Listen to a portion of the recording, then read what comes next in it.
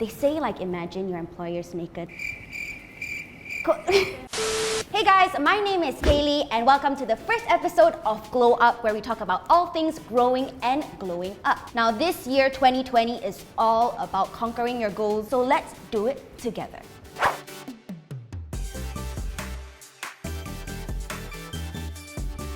So if you're a fresh graduate looking for an internship, a job, or a new job, well, you're at the right place because today we're gonna discuss on how to conquer your first interview. And disclaimer here, I've been working for 5 years. I've been to several interviews, succeeded in a few, failed in majority, but I have interviewed a few candidates as well myself. Interviews are not only a chance for you to familiarize yourself with the company, but to see if the company is a fit for you. So without further ado, let's go.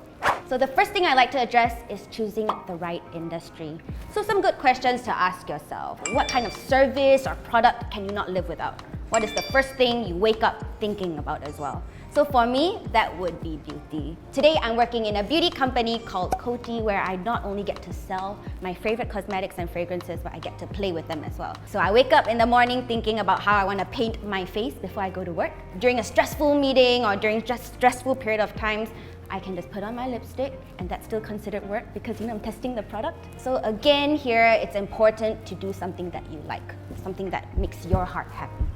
So the second point is research, and more research. I don't want to sound like your mom, but research is really important. When you look into a job, look at the job scope. Look at how you are a value add to the company and what are your strengths and weaknesses here. Now, if you identify that you're not so good at one point, find other ways to educate yourself. Attend a course, learn on YouTube. For example, I feel like Excel is very important in the future job scopes and very important right now. So what I did was to take a course before I actually got into the role, learn on YouTube as well. So this is a good point to point out to your employees when they ask you what are your weaknesses. Use it as your advantage to say that, hey, I identified my weakness and this is what I've done.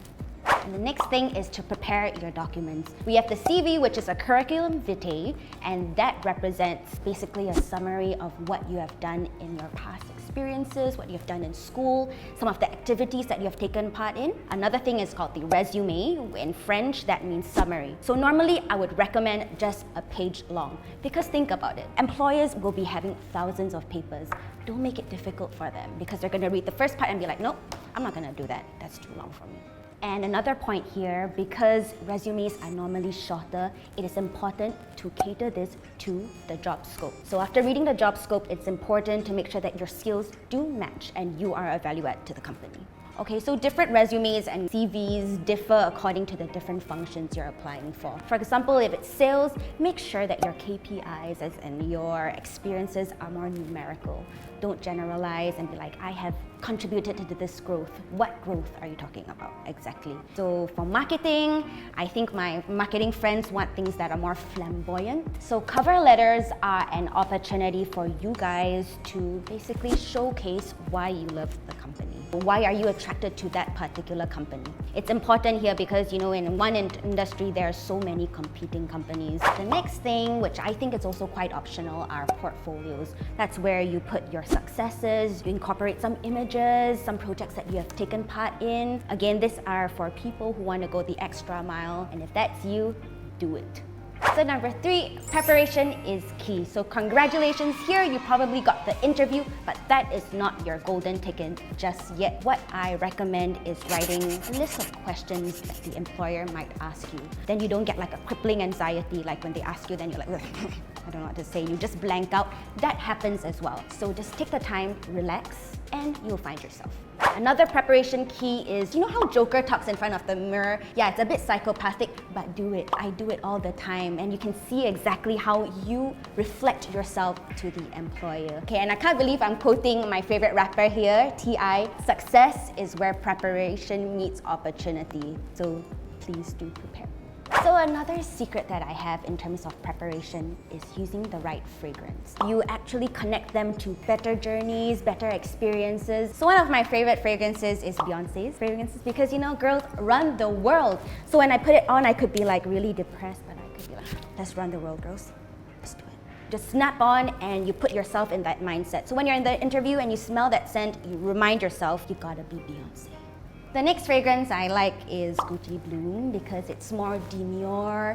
If you want to make your employers feel like they're in a paddy field, bed of roses, I think this is the one, and it just makes you more relaxed. Well, it works for me. Don't spray too much because it could be a little bit off-putting. So the next point is dressing. Now they say if you don't have confidence, wear it.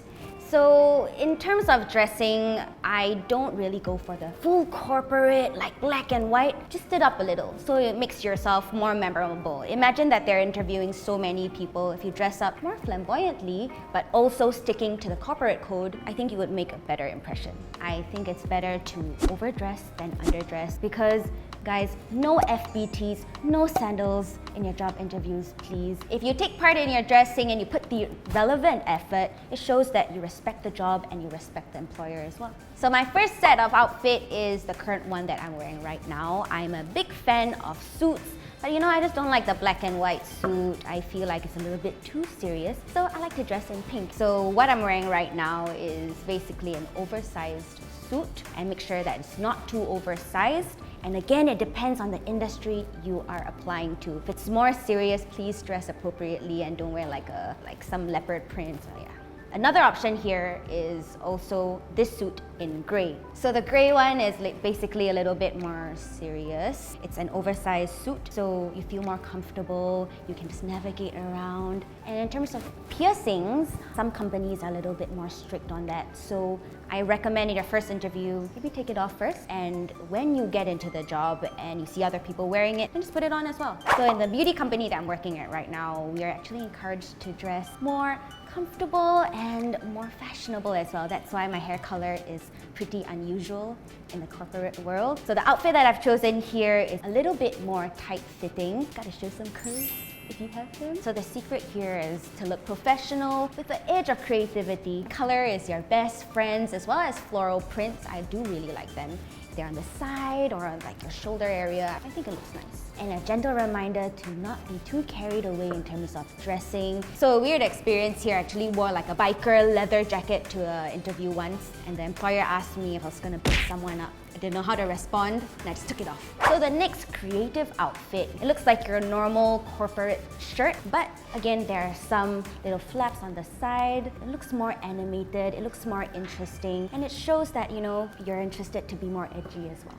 So now it's the time for the interview, and just a reminder here to calm down. I've been in that position before. Just remember to focus on your breathing. So once you start the interview and the interviewer actually asks you, tell me about yourself, they're asking for you to give a 3 to 5 minute pitch about what you are, who you are as a person, what you represent. Imagine they're interviewing 1,000 people and they might be very tired to meet you. So come up with an interesting fact. My friend, I heard before, she mentioned that she has chickens in her backyard. She didn't have to buy any groceries because the chicken kept laying eggs. That shows again an advantage point that she's cost saving and also sustainable. So come up with creative points because they want to make discussions with you as well. When you are in the interview already, possibly they just want to get to know you a little bit better. They have approved of your credentials, your job experiences. They just want to know the working mechanics with you as an individual. And to be honest, if you're applying for a junior role, the company or the employer shouldn't be expecting the world from you. So what's important here is projecting the right attitude, being flexible to learn new things, because in the real world, nobody's gonna spoon feed you, okay? You gotta learn by yourself. You have to make sure that if there's a challenge, you are ready to hop on it, try to solve it, work with the people around you, and it's important to be cohesive. And to be honest, we don't know everything in the world, and it's okay. You don't have to prove or lie that you're okay with something, and then when they ask you to do it, you can't perform. Now that's an issue. So you can be honest about your weaknesses and what are your next steps on improving them. So during an interview, it's also up to you to gauge whether the connection with your future employer is something that you like, because you'll be working very closely with that person, and if you see that person as a mentor, it's definitely a plus. It's always great to have a mentor at work. So how are you guys feeling right now? I hope you are feeling more confident and ready to ace your interview. But to be honest, if you don't get a call back, don't worry about it. When I first had my rejection, I was crying, I was in bed. You take it as a learning opportunity. These interviews are for you to familiarize yourself with the company, to see if you're a fit for the company and if the company is a fit for you. So thank you for watching the first episode of Glow Up. I hope you guys enjoyed the tips. Leave a comment in the comment section below if you've agreed to any of the tips that I mentioned previously and if you have any tips for any of the viewers here. So click here to subscribe and click here to watch our latest episodes, and see you guys next time. Bye!